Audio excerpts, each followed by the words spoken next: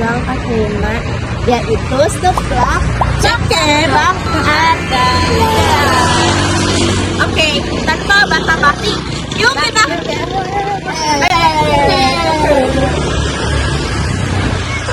Halo Bapak.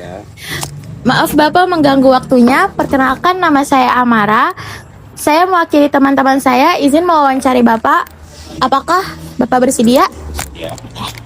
Izin bertanya Pak, nama Bapak siapa? Dengan Bapak siapa? Nama saya Andri, Bapak Andri. Bapak Andri. Oke. Izin bertanya ya Pak. Untuk pertanyaan pertama, sudah berapa lama Bapak berdagang? Sekitar 7 tahun. Wow. 7 tahun. Iya. Lama ya. Kemudian apa yang Bapak jual dalam sehari-hari ini? Ya ini aja, saya jual seblak. Jual seblak. Iya. Oke. Menurut Bapak, apa perbedaan berdagang selama Bapak berdagang itu mulai dari dulu sampai sekarang? Bedanya ya, pedagang itu kan bisa menghasilkan uang tiap hari dan putarannya pun tiap hari berputar. Jadi bisa cukup lah gitu ya? Cukup ya. Alhamdulillah. Kemudian apakah sekarang dalam kayak sehari-hari gitu Pak, selama bertahun-tahun, Bapak pernah nggak ngerasa berdagang itu rasanya sulit, kadang entah kayak sepi pelanggan atau apa gitu? Sering sih pasang surut. Pasang surut. Iya, kadang kalau lagi rame, kalau lagi sepi, kadang itu juga. Selanjutnya kan karena kalau misalkan jualan sebelah kayak gini tuh pasti banyak ya Pak pesaingnya. Bapak pernah nggak ngerasa kayak ada pesaing yang serupa gitu sama Bapak? Kalau pesaing sih banyak. Iya. Tapi kadang Bapak ngerasa nggak kayak jualan Bapak nih nggak terlalu laku atau terlalu banyak, ada yang banyak pelanggan Bapak yang berpindah atau apa gitu?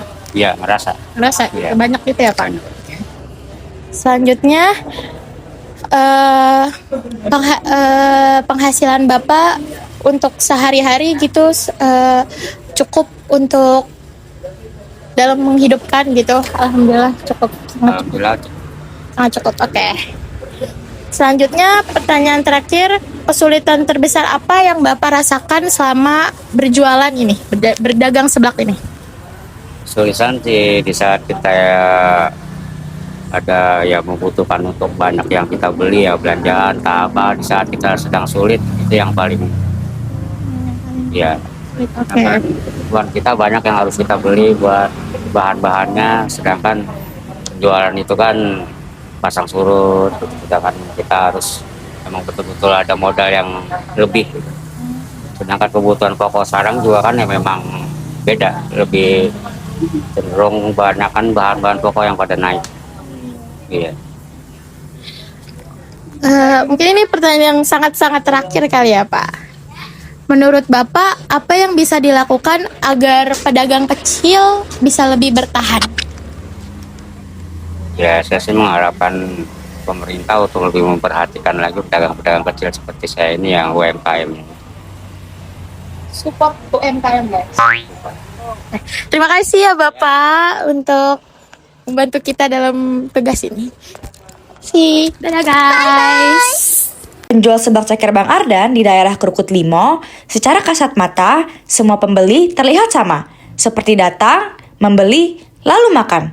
Namun, sebenarnya ada perbedaan sosial seperti tingkat ekonomi, pendidikan, atau status pekerjaan yang memengaruhi cara mereka membeli, jumlah yang dibeli, bahkan cara berinteraksi. Bagi Bang Ardan sebagai penjual, perbedaan sosial ini juga berpengaruh pada pendapatan, strategi harga, dan pelayanan yang diberikan. Jadi, meskipun tidak selalu tampak jelas, perbedaan sosial tetap memiliki dampak besar terhadap kehidupan ekonomi dan hubungan sosial di masyarakat. Pekerja seblak tetap bertahan di sektor informal karena usahanya mudah dijalankan dan tidak butuh modal besar. Pembelinya juga selalu ada karena harganya terjangkau dan banyak yang suka. Selain itu, tidak semua orang punya akses ke pekerjaan formal. Jadi, jualan jadi pilihan yang masuk akal. Pedagang seblak juga bisa ikut perkembangan zaman. Misalnya, promosi lewat media sosial, atau aplikasi pesan antar. Intinya, usaha seblak tetap bertahan karena sederhana, fleksibel, dan juga sesuai dengan kebutuhan masyarakat. Dari video tersebut, dapat disimpulkan bahwa Bapak Andri atau owner seblak Bang Ardan mengalami ketimpangan sosial, yaitu ketimpangan ekonomi. Beliau harus bekerja keras setiap hari untuk mendapatkan penghasilan, dan jumlah pendapatannya tidak tetap karena bergantung pada jumlah pembeli.